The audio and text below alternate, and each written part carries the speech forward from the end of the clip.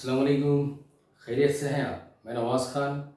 जैसे आप जानते हैं कि हम पढ़ रहे हैं टॉपिक वर्क का आखिरी हिस्से में हम चल रहे हैं, पढ़ रहे हैं। आइए देखते हैं कि आज का कॉन्सेप्ट क्या है।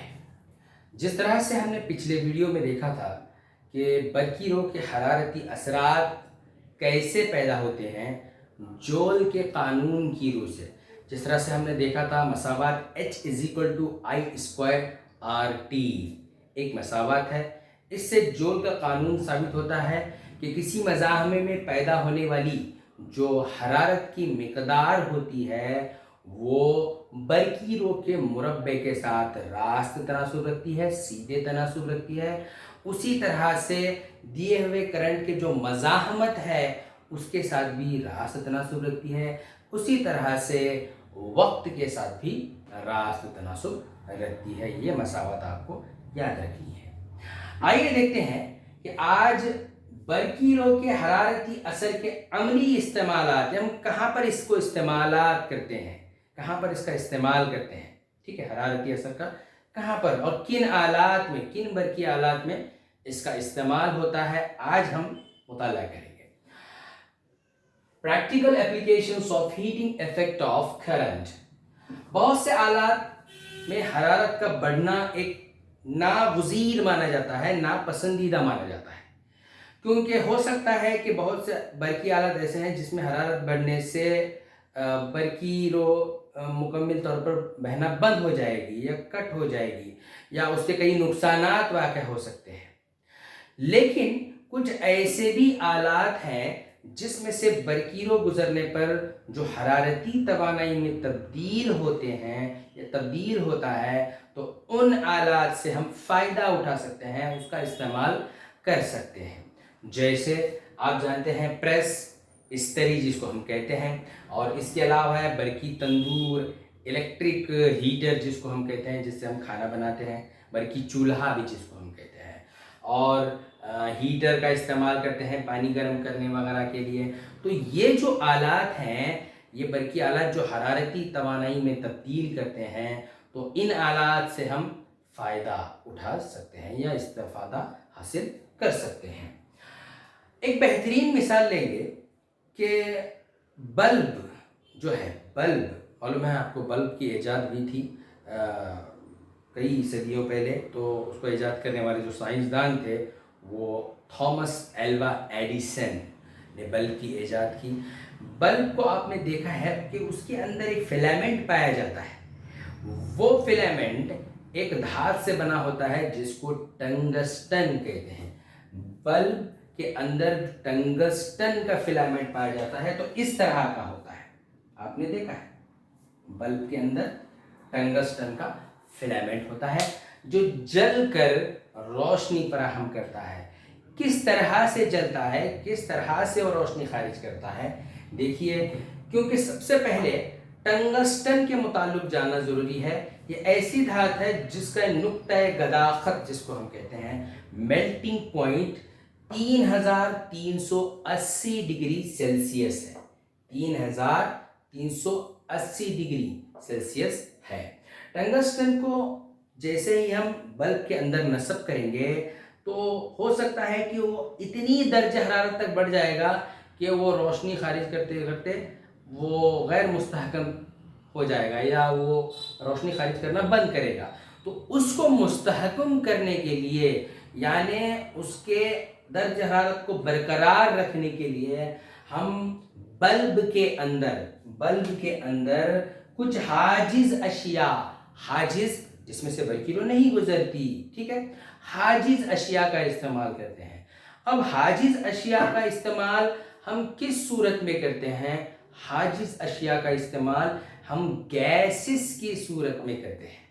तो बल्ब के अंदर हम पुर करते हैं ऐसी गैसें जो मुस्तहकम हो, लफ्ज़ इस्तेमाल हो रहा है मुस्तहकम, यानी नॉन रिएक्टिव जिसको हम कहते हैं, जो गैर आमिल गैस जिसको हम कहते हैं, जो मुकम्मल तौर पर मुस्तहकम होती है, जो किसी के साथ तामुलात नहीं करती। तो वैसी गैस का इस्तेमाल हम क्या करते हैं? बल्ब में इस्तेमाल करते हैं ताकि टंगस्टन को मुस्तहकम रखा जाए, यानी उसके दर्जा हरारत को बरकरार रखा जाए। तो एज ए गैस हम कौन सी गैसों का इस्तेमाल करते हैं बल्ब में? या तो हम नाइट्रोजन का इस्तेमाल करते हैं बल्ब में, या तो नाइट्रोजन का इस्तेमाल करते हैं, या हम इस्तेमाल करते हैं एर्गॉन का इस्तेमाल करते हैं। ठीक है, आइए देखते हैं कि जो बल्ब का फिलामेंट होता है उसमें ज्यादातर हरारत की शक्ल में खारिज होता है। देखो फिलामेंट में जैसे ही बरकीरो गुजरना शुरू करती है तो उसमें ज्यादातर वो हरारत खारिज करना शुरू करता है, लेकिन फिलामेंट का छोटा सा जो हिस्सा होता है वो अशा खारिज करता है, यानी रोशनी खारिज करना शुरू करता है। तो याद रख लीजिए, फिलामेंट का ज्यादातर हिस्सा हरारती तवानाई में तब्दील होता है और कुछ हिस्सा शॉई तवानाई या अशा की सूरत में तब्दील होता है। अब हमने देखा कि एक मिसाल बल्ब के अंदर किस तरह से हरारती तवानाई तब्दील होती है और कुछ मिकदार में शॉई तवानाई तब्दील होती है। आइए देखते हैं कि जोल के कानून के इस्तेमाल की आम शक्ल हम देखने जा रहे हैं। जोल के कानून को हम कहाँ पर इस्तेमाल करते हैं, उसकी आम शक्ल, बेहतरीन मिसाल क्या है? ठीक है, फ्यूज, आपने सुना होगा फ्यूज लफ्ज इस्तेमाल होता है जैसे ही बरकी सर्किट घरों में तार बंदी की जाती है तो उस वक्त हम इस्तेमाल करते हैं एक सिरेमिक का बना पोर्सेलेन, जैसे आप देखिए चीनी का बर्तन जिसको हम कहते हैं, पोर्सेलेन से बना एक फ्यूज का इस्तेमाल किया जाता है। ठीक है, अब उसमें कौन सी धात इस्तेमाल होती है, वो किस तरह से काम करता है, आइए देखते हैं। फ्यूज एक ऐसा आला है, इसका काम क्या है? फ्यूज एक ऐसा आला है जो बरकी आलात में बहुत ज़्यादा करंट बहने की सूरत में उसे रोक कर आले की हिफाजत करता है। समझ में आ गई बात? घरों में जब बिजली या तार बंदी की जाती है तो हम फ्यूज का इस्तेमाल करते हैं। तो फ्यूज इसलिए इस्तेमाल किया जाता है कि ज़्यादा वोल्टेज, जैसे सुने होंगे आप, ज़्यादा वोल्टेज का करंट जब बहने लगता है तो वो फ्यूज क्या करता है, उसको रोक कर उसकी हिफाजत करता है, यानी उस आले की हिफाजत करता है। मान लीजिए इस्त्री का इस्तेमाल कर रहा है, हद से ज़्यादा अगर करंट उसमें सप्लाई हो रहा है तो फ्यूज़ क्या कर, उसमें मौजूद फ्यूज़ क्या करता है, उसको रोक कर उसकी हिफाजत करता है, यानी ज़्यादा मिकदार में बहने वाले करंट को रोकने का काम करता है, हम कह सकते हैं। आले के साथ सिलसिलावार अभी किस तरह से जोड़ा जाता है, जिस तरह से आप जानते हैं कि सिलसिलावार मज़ाहमत हमने जोड़े थे सिरे बा सिरे, उसी तरह से आलात के साथ इसको भी सिलसिलावार जोड़ा जाता है। तो फ्यूज को किस तरह से जोड़ा जाता है? फ्यूज को आले के साथ सिलसिलावार तरतीब में जोड़ा जाता है। ठीक है, मुनासिब नुक्ते गदाखत वाली धात या भर्त पर मुश्तमिल होता है। फ्यूज में क्या पाया जाता है जिससे बरकीरो गुजरती है?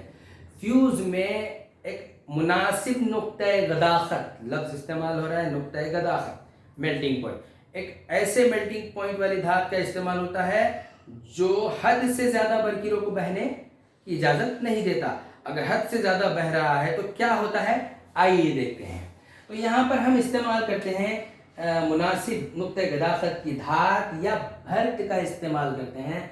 कौन सी धात? एल्यूमिनियम इस्तेमाल कर सकते हैं, तांबा इस्तेमाल कर सकते हैं, लोहा इस्तेमाल कर सकते हैं, सीसा का इस्तेमाल कर सकते हैं। क्या होगा जब हद से ज़्यादा बरकीरों का बहाव होगा इसमें, फ्यूज में, तो उस वक्त तो फ्यूज का तार क्या होता है, अपनी नुक्ता गदाखत को पहुंचने पर वो तार पिघलने लगता है।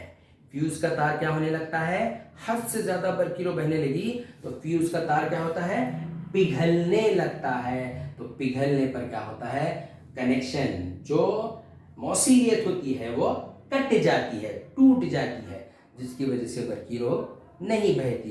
तो इससे हमें पता चलता है, हम कभी कभी बोलते हैं कि घरों में फ्यूज चला गया। फ्यूज चला जाने से मुराद यही है कि बरकीरो ज़्यादा बहने की वजह से इस फ्यूज ने उसकी हिफाजत की। किस तरह से? खुद को पिघला के बरकी सर्किट को कट कर देता है या बंद कर देता है, जिसकी वजह से वो फ्यूज ऑफ हो जाता है। ठीक है, تو حد سے زیادہ کرنٹ بہتا ہے تو فیوز کا تار پگھل کر سرکٹ ٹوٹ جاتا ہے. تو آئیے دیکھتے ہیں کہ فیوز کی مزید معلومات کیا ہیں. Have a glance on this.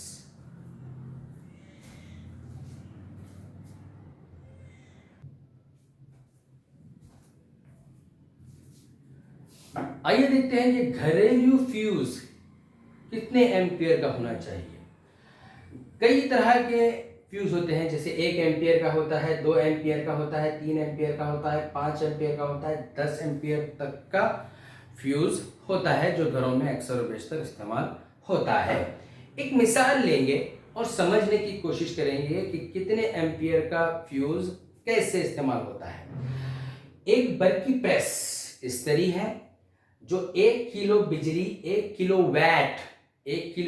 What بجلی خرچ کرتی ہے. دیکھیے ایک پریس ہے ہمارے پاس جو پاور استعمال کر رہی ہے، برقی پاور کتنا ہے، 1 کلو واٹ کی برقی پاور کا استعمال کر رہی ہے. اگر 220 وولٹ پر جلایا جائے، اس کا جو وولٹیج ہے وہ 220 وولٹ ہے. ٹھیک ہے، 1 کلو واٹ بجلی خرچ کر رہی ہے، اس کا وولٹیج دیا گیا ہے 220 وولٹ. جب اس سرکٹ میں 1000 1 کلو واٹ یعنی 1000 1 into 1000 divided by 220 ampere 220 volt. تو اس سے ہمیں کتنا کرنٹ حاصل ہوتا ہے، یعنی کتنا کرنٹ بہ رہا ہے اس میں 4.54 ایمپیئر. 4.54 ایمپیئر کا جو کرنٹ ہے وہ یہ برقی پریس ہے وہ استعمال کر رہی ہے. کتنا کرنٹ استعمال کر رہی ہے، 4.54 ایمپیئر کا کرنٹ استعمال کر رہی ہے. تو اس حالت میں ہمیں کتنے ایمپیئر کا فیوز استعمال کرنا ہے. تو آپ دیکھ سکتے ہیں اگر برقی کرنٹ کی جو مقدار ہے جو استعمال کر رہی ہے پریس، اس کی جو مقدار ہے 4.54 ایمپیئر ہے، لگ بھگ 5 کے نزدیک ہے، تو ہمیں استعمال کرنا چاہیے 5 ایمپیئر کا فیوز. کتنا ایمپیئر کا فیوز استعمال کرنا چاہیے، 5 ایمپیئر کا فیوز ہمیں استعمال کرنا ہے. تو یہ تھی ایک بہترین مثال.